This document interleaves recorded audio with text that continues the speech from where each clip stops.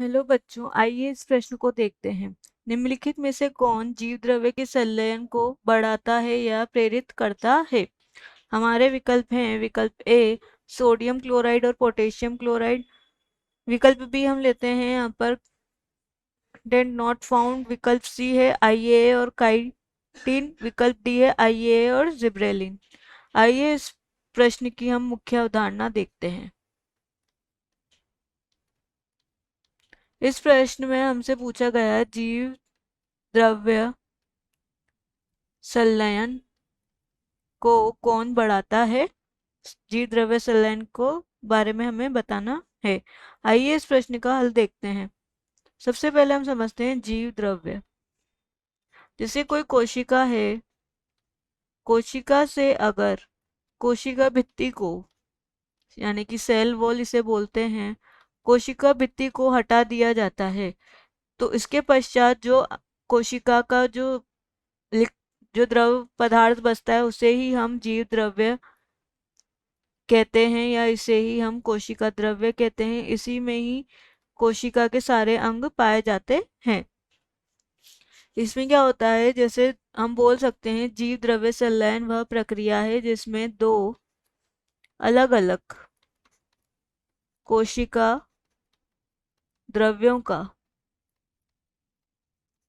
संलयन होना ही क्या कहलाता है, जीव द्रव्य संलयन। जीव द्रव्य संलयन कहलाता है। और इसके लिए जो हमारे संगठक है, कौन से प्रयुक्त होते हैं, यह हमारे होते हैं पॉली इथाइलिन ग्लाइकॉल, यानी कि पीईजी, व दूसरा है सोडियम नाइट्रेट।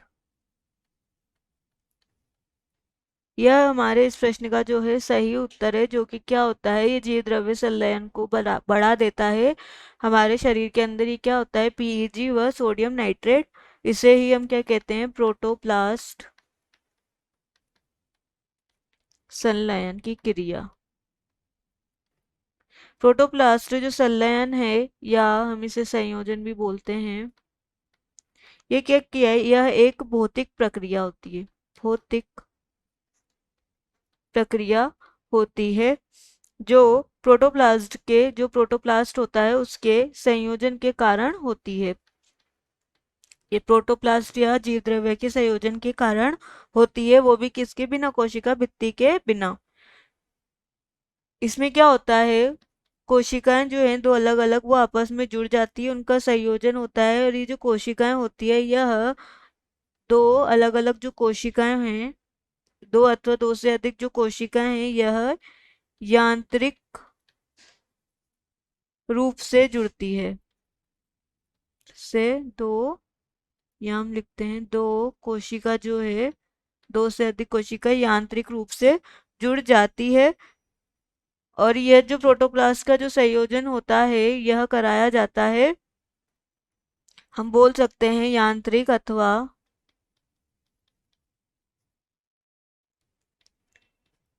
माध्यम के रूप में कराया जाता है।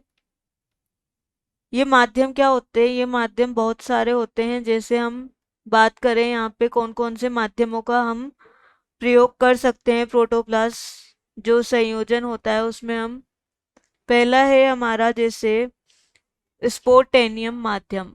स्पोर्टेनियम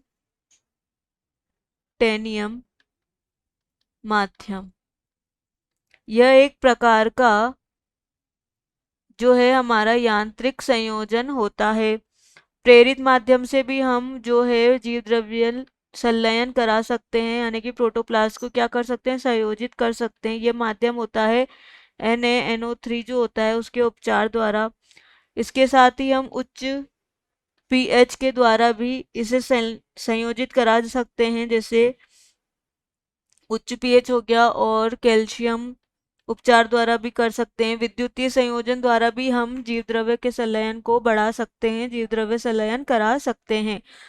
अतः जीवद्रव्य संलयन में जो है उसको कौन प्रेरित करता है, उसको पॉलीएथिलीन ग्लाइकॉल व सोडियम नाइट्रेट जो है प्रोटोप्लास्ट के संयोजन को प्रेरित करता है, वो भी यांत्रिक विधि के रूप में। तब हमारे इस प्रश्न का जो विकल्प है, सही विकल्प यहाँ नहीं दे रखा है, इसलिए हम विकल्प बी को यहाँ सही करेंगे। इसकी जगह हमारा आएगा पॉलीएथिलीन ग्लाइकॉल व सोडियम नाइट्रेट, जो कि इस प्रश्न का सही उत्तर है। आशा है कि आप इसे अच्छी तरह समझ गए होंगे। धन्यवाद।